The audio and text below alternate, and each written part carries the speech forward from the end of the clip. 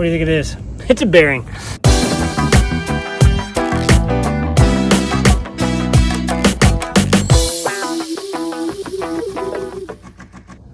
Coffee and wheel bearings. Let's go.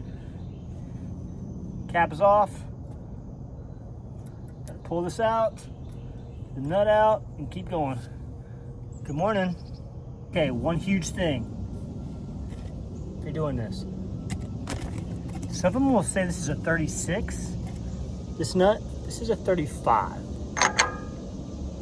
It's a 35 you want.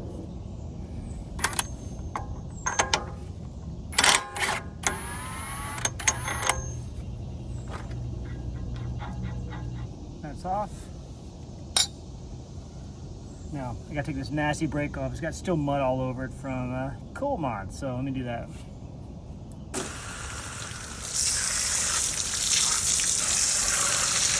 Real good. Alright, now just quickly take this off. Just make that brake. It's gonna make it a little easier to be able to hang that brake back so you can kind of get to everything. Alright, now best way to get this off right here, your brakes, just crank the wheel, and for me, it's a 1/2 inch. Allows you to get behind there, and unscrew that. Let's do it.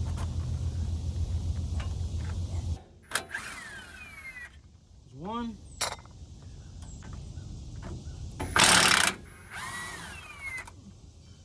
There's two. And guys, seriously, the right tools makes a huge help. For a long time, I didn't have the tools, so this makes it a lot easier. Get a strap, whatever you need. Good to hang this out of the way. I'm gonna put it up here.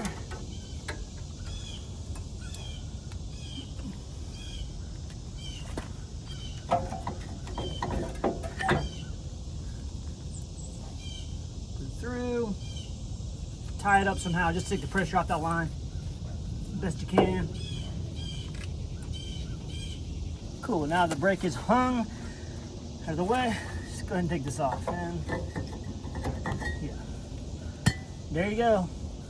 And that's what we got to get off. And it's these 1, 2, 3, 4 bolts.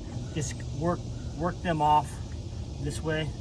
Be gentle with it, and it should pop off. You can see right in here, I'm just loosening these up. Just kind of go around, loosen these up, get those going. This is one of those times you want a ratcheting wrench. Would be amazing. I don't have one. This is going to be a 17, just FYI. And guys, honestly, here, and I can say honestly too much. I'm being honest with you guys. In the morning, I started this at like 6:30 this morning. It's not bad. There's a little bit of a breeze. If you can stay in the shade, that's key.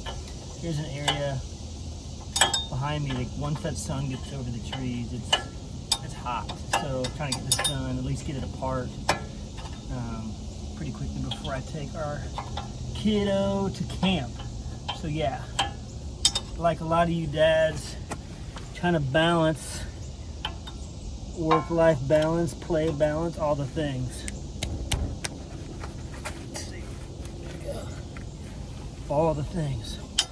Sometimes you only have 15 minutes, so a lot of times with something like this, you kind of just segment it out. Say, hey, I'm gonna get it apart in 30 minutes. When I get home, I'll put it back together.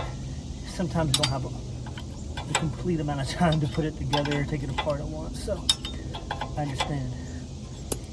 So guys, right now, all these are about, except for this one, are about halfway out. Don't take them all the way out yet. Ow, yeah, watch out for that, that hurts. Take them about halfway out, and then, like I said, the hardest part a lot of times is the ones that haven't been removed. Like if you just got a GX or a 4runner or whatever it is, and you're trying to remove this, the first time this thing is completely stuck here. So this is when it gets a little tricky. But I'll show you, this one should, again, a DIY, this is what you're gonna have. You're gonna have a hammer. I can get a V3 one, we're gonna see if this works. Have a hammer, and just kind of knock that into place. It should go here. See if you can watch this.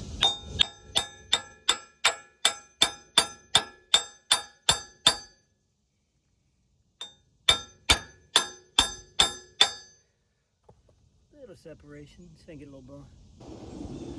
So as you can see, I've kind of just continued. If you're like me, this is probably where it got a little frustrating. You couldn't find that bigger hammer you would have liked to use, and it's possible at this point you're having to take the kid to school, which is totally fine. You got to do it. You just got to be flexible, but be patient. Don't get frustrated. Don't do something.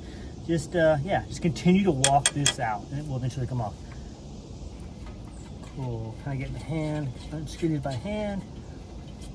Should we get this off pretty easily?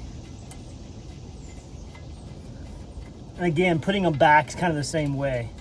You can already see it has like a pre-thread in there. It's still pink, so probably not that old. Too bad these things gave up so early. 2.5 years this one lasts. But yeah, you have to kind of keep working it to get the bolts off there. All right, it's loosened up. Take this off now. Just undo these bolts and we'll get her out.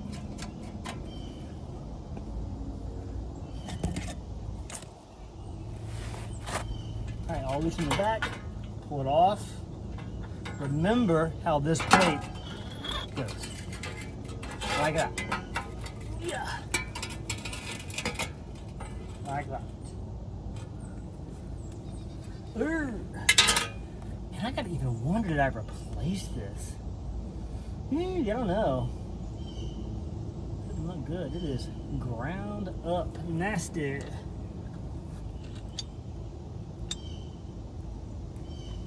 Well, I can't imagine that happening in 2 years, 2.5 years. It looks kind of gross. But it is, look at this, shredded. Just ground to bits. So, I'm gonna replace it, clean it up, keep going. So, good idea maybe just to clean this off, get some of this mud off. Yeah, just kind of rough it up. God, they got something in there, that's awesome. Yeah, do this here, just kind of rough it up a little bit. It's obvious a bunch of water got in there. And guys, this is the thing. This is 2.5 years of using this wheel bearing hub. So gives you a good idea of like what mud can do for sure. And just go ahead and spray it out, kind of clean it out. Probably a good idea to kind of push this, wiggle this a little bit, I'm guessing. Kind of get into that seal back there, get behind it. Clean it best you can. And yeah, it should be good to go. Some of this chunk here. Yeah, just clean it as good as you can. Should be money. All right. This ring just goes up into that. All right, so that is tightened and cleaned up. We're now going to start to reassemble.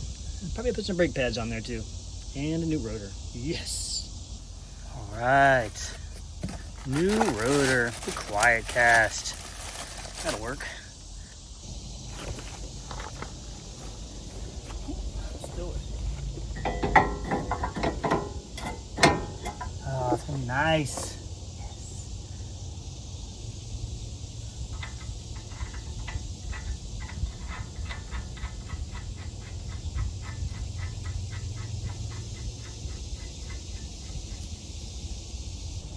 All right, give it a couple luggas and get my spec here.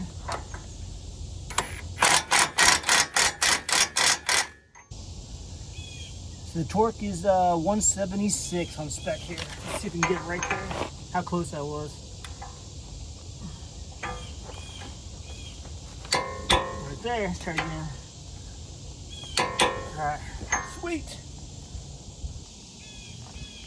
And for this is nice. I mean, for you guys that are new at this, these have these different holes in the sides.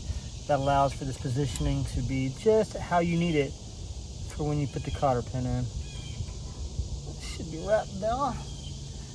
Making sure our cotter pin looks decently straight. I mean, it could be better.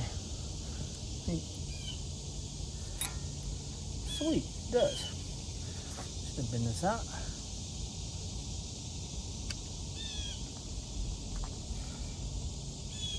wrap it around. There's so many different ways that people do this, and I don't even feel like I do it correctly.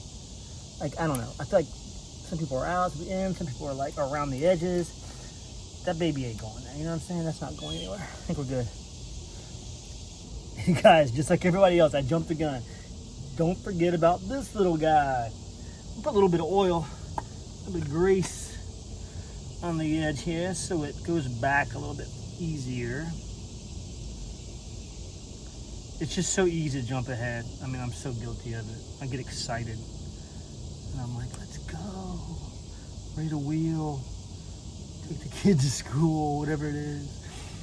But yeah, I got the red grease. If anybody's wondering, just a good little can to have around. All right, see if we can tap that in. Always be a little careful tapping in, keeping it even. Again, it's just a dust shield, but you want this to go on well.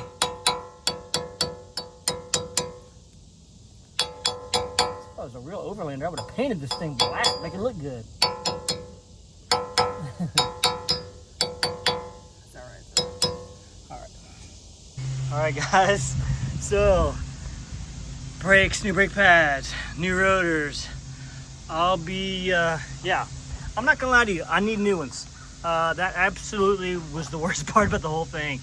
Yeah, it just was not, they were not compressing, they were not, you know, going in like they should have been, which is always a pain. So guys, got it in. So guys, I got everything put back together. I'm about to put the tire back on. It's 100 degrees out here. As always, especially if you got kids, if you're just in a hurry, you gotta be patient. All this went on great. It was the calipers that were so brutal. I need to get new ones. I just couldn't get this thing squeezed back enough to slide the pads in. It started getting hot. All of this stuff. I thought I was about to just say I'm done. But you have to be patient with this stuff. It is hot. Sometimes just taking a break is huge. Yeah, so I'm putting the tire back on and hope everything feels and sounds a lot better than it did. So it's just part of it. The one thing definitely learned throughout this. I mean, learning if you're gonna wheel, if you're gonna do this stuff, you definitely have to learn this little stuff because you can't be hitting Firestone every time after a trail. All right, putting it back on. Getting all that tightened up.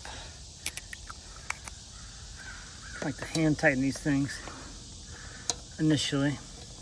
If you hand tighten these initially, this is kind of the safer way instead of just cranking them on if you do have a torque wrench. And you should be a lot safer. All right, so test drive, here we go. So hot. I forget how nice it is to have a smooth wheel bearing. It's so nice. It's worth it, but guess what? I bet the other one needs it, so.